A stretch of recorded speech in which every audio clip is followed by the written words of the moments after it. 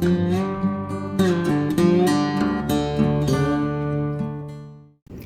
hi everyone, and welcome to the Determined and Determinate Gardening channel. Today is Strawberry Harvesting Day. Now, I have ever-bearing strawberries, so there'll be several harvesting days between now and the end of the season, but this is my first major harvest, and I wanted to just give you an idea here of what some of these beautiful berries are looking like. So this here is typically what you'd like to see. It still has a little bit of faint white on it, and that's all right because they will ripen up a little bit, but the taste is still very, very good. When you see a strawberry like this one, let me see if I can grab a hold of it, ones that are kind of irregular and bumpy, typically what that means is that not the entire flower has gotten pollinated. So you have some areas that are not fully developed because they weren't fully pollinated. So you'll get wrinkles and sometimes some misshapen berries. I have some of those, but for the most part, I've gotten good pollination. And one of the reasons why that is, as I mentioned in one of my earlier videos, is that I really cleaned this bed out. Even though in the square foot gardening world, we don't pay as much attention to the spacing of our plants like we do. I'm not measuring out exact rows, but I do try to keep some healthy spacing between my plants. But because strawberries reproduce themselves with stolons and nodes, or some people just call them runners, but that is the technical term, a stolon and a node, the plants will tend to crowd themselves. So over time, like this whole area here, I'll back up a little bit so you can see that whole area there of mulch, that was filled with strawberries. So I had to rip those out and decide which strongest plants I was going to keep and really concentrate on letting those plants really get space, get air. And this was so overgrown that there was very little airflow getting in between the plants. You couldn't see in between the plants. And so what was happening is the pollinators couldn't get in here and get to these lower levels. Strawberries don't fruit all up top like a lot of other plants. They fruit down in the bottom because the actual fruit can get sunburned. So they like that leaf protection. So you'll see them at the bottom there down, way down, laying right now. It's laying right on top of the mulch. Let me get this leaf out of the way here so you can see. Hey, there you go. Yeah, see how they're just laying there? And where this is also a big deal is if you have insects that are ground living, like snails and slugs. They can also be an issue with strawberries. But because I have a good layer of mulch here and I have this airflow, it is staying drier on the surface, and I'm not seeing any of the slug damage and snail damage that I've seen in the past. Now there's a couple. This one here. You can see this one has a little bit of a bite out of it. A little guy has been getting a good meal. But compared to all of the strawberries around, losing one or two to the common insects is not that big of a deal. But when you're seeing massive slug damage or snail damage, then it's something to look at in terms of the thickness of the strawberry plants, the aeration that's around them, the mulch that they're laying in. All of these things can be a factor in the health of your strawberries and in the production of your harvest. It's a good idea while you're doing harvesting, and especially in a raised bed situation or in a traditional garden, to take this time to inspect your plants. Make sure that you are not having any major pest problems. Look for things like spots on the leaves, diseases, chew marks, digging in the ground, things like that can be signs that you have some greater issues going on.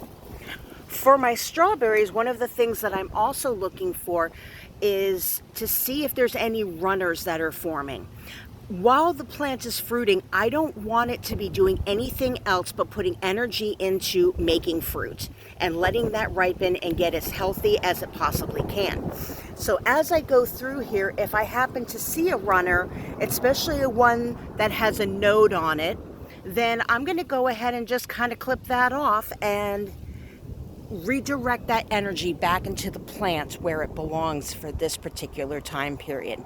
Later on in the season, when the fruiting slows down and it wants to set out runners, then I'm going to allow it to do that, and then I will either allow the runners to plant themselves in this strawberry bed, or I will take them and put them into a pot and clip it down into the pot so that it'll start to root. So we brought these strawberries in the house. Nice first harvest. It's probably about, I would say probably about 2 to 3 pounds of strawberries. So now what am I going to do with it? I'm obviously not going to be able to eat 2 to 3 pounds of strawberries in one sitting, or even in the course of 3 or 4 days before they all go bad. One of the keys of growing your own food is not just to have fresh food, but also to be able to save it and have it for a longer period of time. If you're going to be storing your strawberries in the refrigerator, it is important to not take the stems off. They will stay longer, fresher, if you leave the strawberry stem on. This goes the same for a lot of fruits, including raspberries, blackberries, and apples, tomatoes. With the stem on, they will last longer.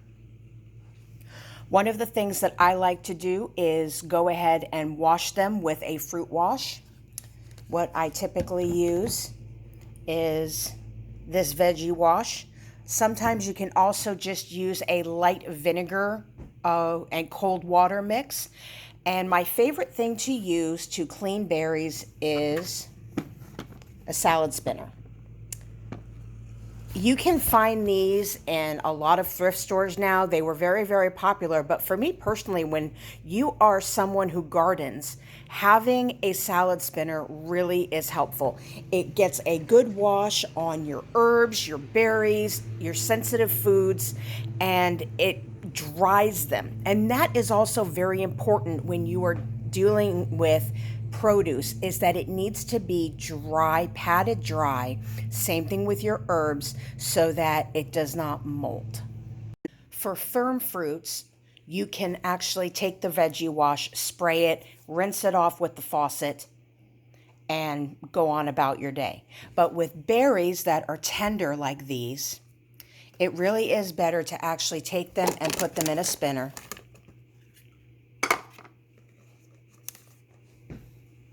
And you're going to take your spray and give it probably the equivalent of about a teaspoon. And depending upon your veggie wash, it can even tell you how much to use in ratio to how much water you're going to be using to rinse.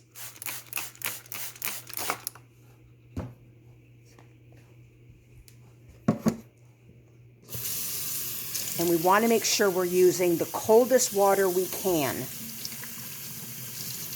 when we are washing our veggies and fruit.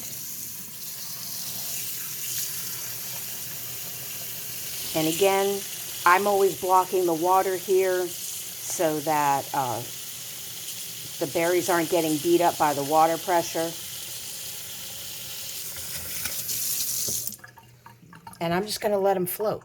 And what's great about the salad spinner, is that you can just roll this basket inside there, gently move the berries in, and let them just rest for I usually let them rest for about 5 minutes, and then I will go back in, drain them, rinse them again, run them through the spin cycle, and allow them to air dry a bit before I go to the next step.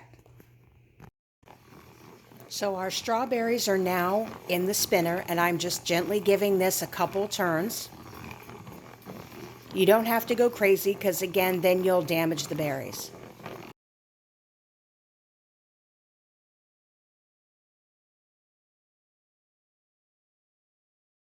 For this particular batch of strawberries, I'm actually going to be dividing it into two. I'm going to be taking some and putting them aside for fresh in the refrigerator, but I'm also going to be processing some and putting them in the freezer. When you are processing strawberries, you do not have to blanch them or do anything like that, like you have to do with other produce to freeze them. All you have to do is, again, give them a nice rinse.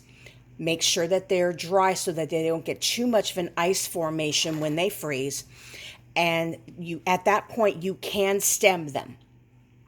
And all you have to do is just take a baking sheet, take your strawberries, whether sliced or whole, and put them on the baking sheet in an even layer. You don't want them touching and you don't want them piled on top of each other. And you can freeze them just like that. So we've processed some of the strawberries. These are the ones that I'm going to be freezing. And like I had mentioned, here is just a small cookie sheet that will actually fit in my freezer, and have lined it with some parchment paper. And if you've seen, I've actually just kept these really simple. I'm doing whole strawberries because I'm using them for smoothies. But one of the things I want to point out is that you do not have to take the whole top off of the strawberry. It's important that you get the stem off and that you get everything out, but you don't have to chop the entire top off the strawberry, because in that sense you're just wasting. So if you really look at what I've done over here, I'm taking very little of the strawberry off, and that's important to keep in mind when you're processing so that you're not wasting your precious produce. The strawberries that I have over here are the ones that I'm actually going to be putting in the refrigerator. What I'm looking for to decide which is going where is the condition of the skin. Some of these, they're very ripe and they have some soft spots. If I put them in the refrigerator, they're going to be bad in a day. But here in the freezer, they're going to freeze really well. They're going to be very sweet, and they'll be perfect for a smoothie. Grabbing out of the bowl, this is one of the examples too, where you have a little bit of damage on the front. Just take a little bit off of that. You don't have to take a lot until you see healthy tissue underneath. Little pop off there, and then that's going to go on the freezer tray.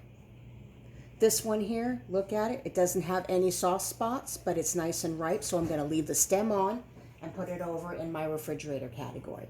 And it's really as simple as that to process your strawberries as you bring your harvest in, so that what your hard work doesn't go to waste.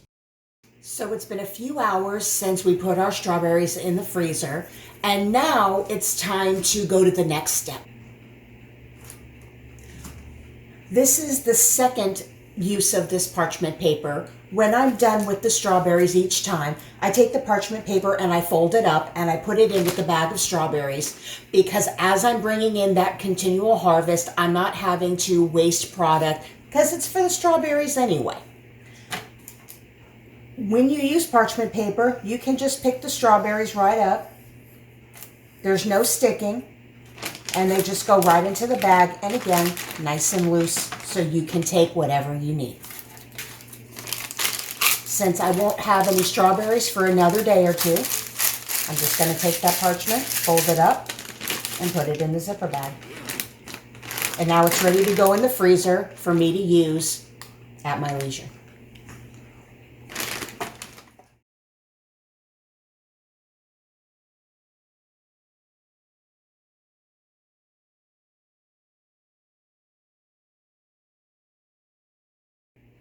Thank you again for joining us today on the Determined Indeterminate Gardening channel. We look forward to seeing you next time. Please like, subscribe, or hit that bell to get more content just like this.